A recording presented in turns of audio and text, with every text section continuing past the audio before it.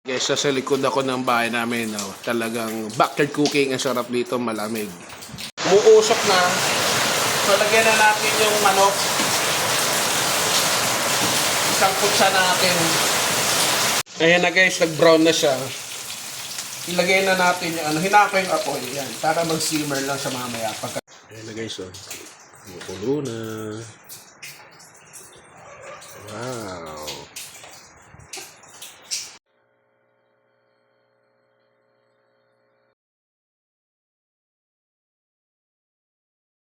Hello guys, Sir Chef is back! Nandito tayo ngayon sa bahay, samahan nyo ako. Tayo ay magba-backyard cooking. So samahan nyo ako. At sakto, umuulan guys ayun, no? Lakas ng ulan, may bagyo pa rin. At magluluto ko ng special chicken sotanghon. Ayos diba? Ayan guys, umuulan ng lakas. So ito yung ingredients natin guys, ayan. Yung manok luto na, no, pinakuluan na yan ni Kuya Mar. So, gagamitin natin yung stock, timplado na yan. Kasi ito yung pinagprituhan ng bawang, gagamitin natin yan. Yung pinagprituhan na yan, pati yung bawang na yan, gagamitin natin yan. So, ito yung sibuyas, ito yung gulay, ito yung sotanghon. So, ito yung atsuete, at ito yung paminta. So tara, let's go! Okay mga ka-chef, sana naririnig nyo ako, no? Ang lakas ng ulan. So nagpainit na ako ng wakali. Ay, lakas ng ulan, no?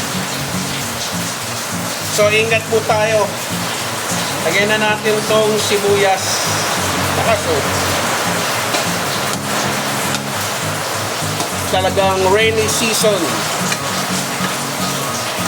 So sakto tong lulutuin ko ngayong maulan. Ang lakas, oh.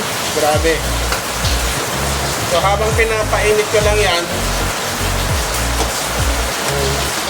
kabukas na yan ng apoy eh. Malakas lang yung hangin. So balikan nyo lang ako pagka medyo okay na guys. Umuusok na. So lagyan na natin yung manok. Isang putsa natin. Bali yung sabaw ng pinagkuluan, gagamitin natin ito na itong chicken stock na pang sabaw o soup base. Sakto yung luto ko guys, umuulan. Masarap ito mamaya. Pampainit talaga na sikura sa malamig na panahon. So, ingat po. Marami po nasalanta nung itong sama ng panahon, no? Talagang tanggalan na. At ilang araw na rin na nakansila ang klase dito sa Pilipinas. So, sakto na rin ito sa mga OFW natin dyan, no? Na nakikibagita sa Pilipinas. Ito ang lagay ngayon. At yung mga tiga Cavite, ayan, no? Yung mga tiga Cavite na nasa ibang bansa, dito sa Cavite ay state of calamity. So, ito na guys, sinasangkot ko na tong manok. Anuhan natin ang paminta, ping. Tapos ito optional na, no? Yung bagi sabor. Kung ano seasoning meron kayo, pwede rin oyster sauce, pwede rin toyo lang, pampakulay tsaka pampalasa. Ayun na guys, ang bango. Panalo. So ito ay pangbahay, no guys, so kaya tipak-tipak sa amin lang. Pero kung ito ay gagamitin yung pang negosyo, maganda yung laman lang eh, yung hinihimay, yung kala mo pang salad, chicken salad. Pero ito kasi sa amin lang, no, for family consumption. At saka for the view, siyempre, tipak-tipak. Madami, no, malaki. Pero kung sa inyo lang, yung sabi ko, kung gusto nyo gamitin pang negosyo, yung wala ng boto, puro laman na lang. Ayan na guys, nag-brown na siya. Ilagay na natin yung hinako yung apoy. Yan, para mag-simmer lang sa mamaya pagka nilagay natin itong chicken stock. Ito yung pinagpakuluan. Timplado na daw ito ni Kuya Mar. Ayan. Titikman natin yan kung okay mamaya, kung ano yung lasa. So, isi-simmer ko lang yan Tapos titikman ko kung okay na, kung kailangan pa ba ng kulay. Syempre may kulay. Ito na nga pala yung ano guys. Ito na. So ito yung ano atsuete pinakulaan ko sa pinakuluan. Ilagyan ko ng mainit na tubig. Ayan, pang dagdag kulay ito siya, chicken sotanghon eh. Ayan. Guys, sa likod ako ng bahay namin, talagang backyard cooking. Ang sarap dito, malamig. Mahangin eh, lakas ang ulan. Papakita ko mamaya pag kumukulo na yun, niluto ko. Ayan guys, kumukulo na.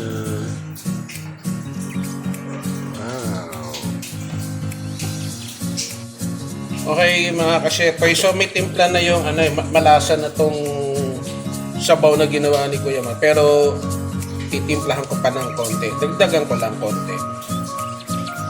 Kalahating chicken cubes.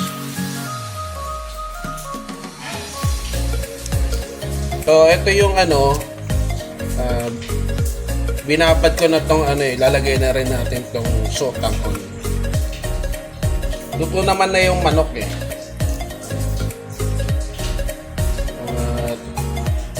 Ito na. Ang dami.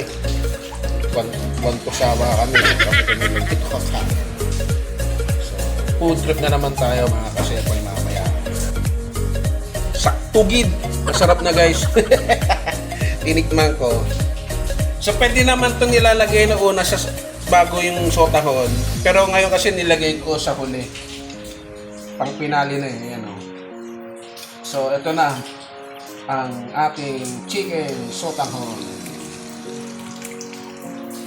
So ito ang atsuete.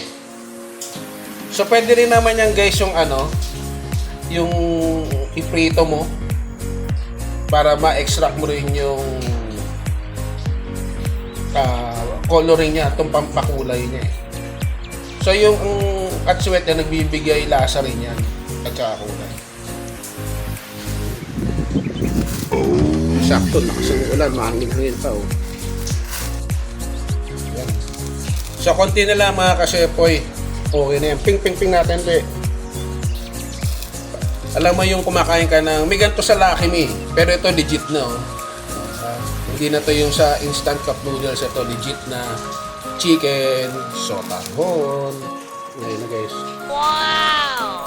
So dinagdag akong tubig at saka patis. Konting kulo na lang yan. Plating na tayo sa loob. Okay mga kasepoy, bago tayo magkalimutan, buti na lang nakita ko ito. Para may contrast. Dagdag lasa, contrast. At para healthy. Lagyan natin ng Baguio Pechay. So, depende na sa inyo kung available sa inyo. Kung meron pa kayong beef pechay kayo, ito, gusto ko to Baguio Pechay. So, wala lang nabiling itlog. Masarap sana kung may nilagang itlog. Mahirap bumili ngayon. Maraming sarado mga tindahan. Hindi tayo makabili. Kaya ingat-ingat po tayo. So, ano yan na to? Ilang minuto na to. Okay na to. Doon na tayo sa loob. Okay guys. At sa wakas, nandito na tayo sa loob ng bahay. Papakita ko sa inyo. Nag-ayos na ako nung kakainin ko. Ito, bago natin lantakan, samahan nyo. Ayan o. Chicken sotanghon. Ito guys, so lagyan natin ng ito. Pangdagdag garnish. Wow. Dahon ng sibuyas. Ping. At ito yung pinaprito ko kay Kuya Mar guys. Ito. Ang dami isang wataw. Lagyan natin. Pampalasa yan, no? Pampagarnish din. Yung lahat na. Pritong wangpa.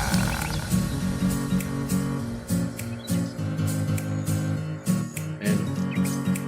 At syempre, pang pinali, ping, paminta.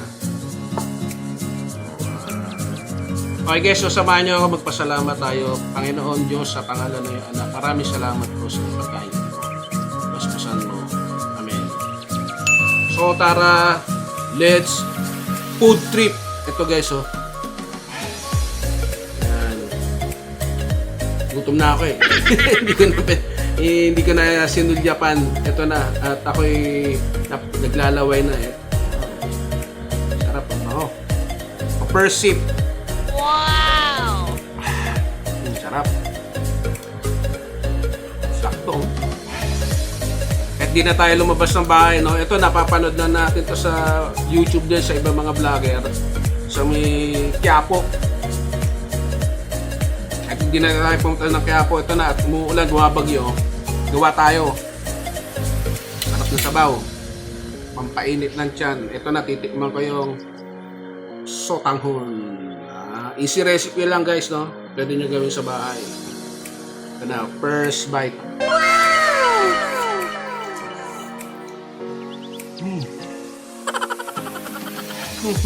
Sarap. Sarap pag mabawang. No? Sarap. Sana all. Init. Kaya masarap guys. Kung may pagkain kayo, sabay kayo. Food trip tayo.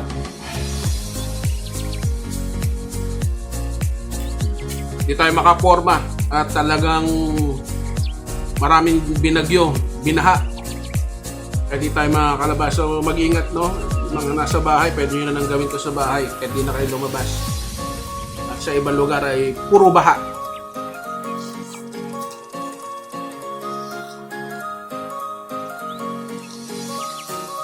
So ito, pang pamilya lang, no? Kaya tipak-tipak. Kung gagawin yung negosyo to, para hindi rin naman kayo malugi at para maraming laman, himayin nyo na yung laman, alisin nyo na yung buto. Mga natin, malambot eh. Pinalambot na yan ni Kuya Mar, ginisa ko pa, pinakulang ko pa.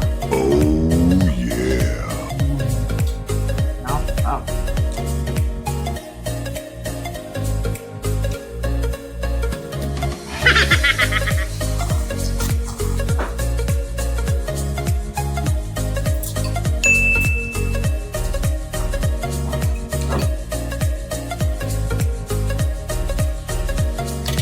Panalo guys.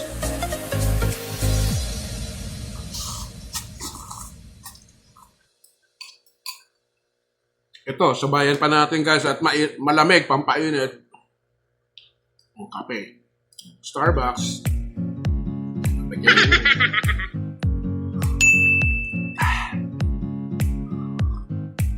Sarap.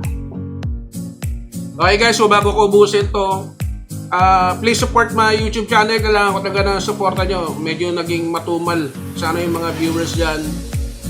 Please, paki-like na rin. No? At saka maraming nanonood pero hindi nakasubscribe. Please, to help my YouTube channel to boost, no? Para lalong maraming mga bansa, mga tao makapanood. Please, watch my videos. So, bago ko ubusin to sa mga hindi pa nagsasubscribe, please subscribe. At kung magustuhan nyo itong luto trip natin dito at maulan, palike na rin. At kung gusto nyo magpa-shoutout, just comment down below.